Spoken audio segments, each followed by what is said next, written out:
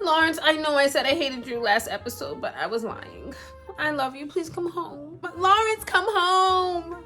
This was such an emotional episode. And this was one of the best episodes of Insecure I have ever seen. How do we even deserve this show? How? I watched it like 4 or 5 times. Lawrence is every single black man I've ever known balled up into one body. Everybody knows a Lawrence. So Lawrence had an epiphany, which is the only thing keeping me and Issa apart is pride.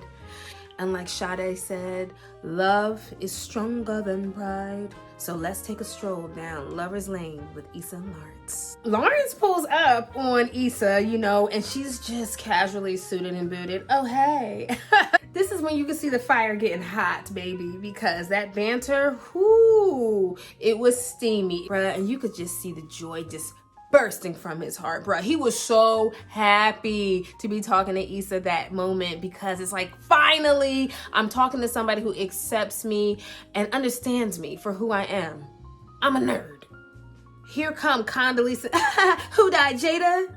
And then acted like she didn't see Issa. See, this is the problem I have with Condoleezza. She's messy. I told y'all. You're supposed to be Issa's friend, yet you're up in here asserting all this dominance. Like, yeah, I got your man, and what? And I'm gonna give you one more answers. Yeah, and what? And I'm rude. So what? Leave.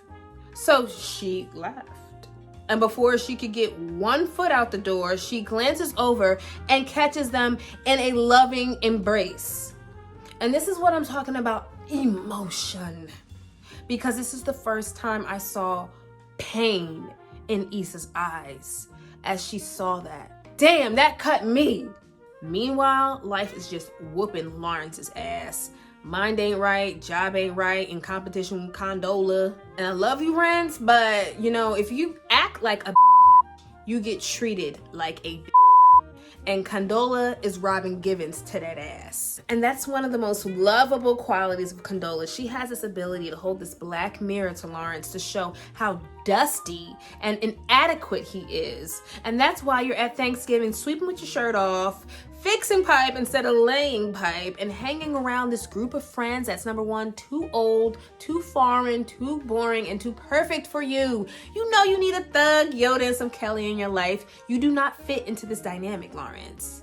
And boom, that's when I think it finally hit Lawrence. Oh my God, I'm out here doing the most for a woman who told me 45 times that she did not invite me to Thanksgiving. And guess what? I don't really feel that good about it either. Meanwhile, I've already disrespected Issa by telling her to keep my name out of her mouth when she's the only one I actually feel joy around. Why you do that? Why you do that, Lawrence? I'll tell you why. Pride. Pride is the theme. Pride is why you haven't gotten to any resolution with Issa.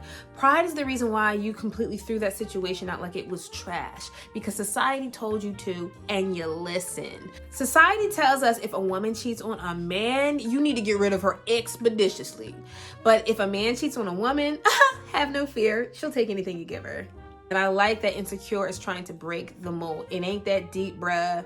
Forgive her. You know you can, because you know you love you some Issa. Now let's walk down Lover's Lane with Issa and Molly. To see the relationship crumble is sad. It's almost just as sad as Issa and Lawrence. And truth be told, the only reason why they're in a bad place is because Issa is finally speaking up for herself, and Molly doesn't like it. And then she's like, aren't you out here having sex for weed and contraband? What was she saying? It was the siblings in this episode that really saved the day. Amar! That beautiful, beautiful, beautiful scene with Amal and Issa. You hear that crack in Issa's voice when she says, I saw Lawrence and his girlfriend. And you know that she didn't call her Condoleezza. She said, your little girlfriend. And then she told a tale that every woman can relate to. I loved him through the depression, the lack of shape-ups, those soggy white tees, and you forgot my birthday. I forgave you for everything. And now you're a perfect gentleman for a woman who's never done anything for you? Women, we love training Negroes to be the perfect man for the next woman. You're welcome, Condola. You need to kneel and kiss the ring because I basically made him. Lawrence put his pride aside and slid in them DMs. Go! Go get your girl, Lawrence. Issa responded with lightning speed. Dun, ah, dun, dun, dun, dun, dun, dun. It's after midnight and she's on your phone. I had to break into a praise dance. Thank you, God. You know how it feels when that ex that you love hits you up on Instagram and you're like, oh my God, you watching my stuff, oh my God. So there's some songs that I really loved out of this episode. Feng Shui by Jadena. Very sexy, twerkable tune. And we have Kool-Aid. Young baby T. Y'all get your wine. Let's rap a taste. We need to discuss this. Insecure is exceeding all my expectations. So drop down and get your eagle on in these comments. And I will see y'all next week. Oh my God. I'm hype.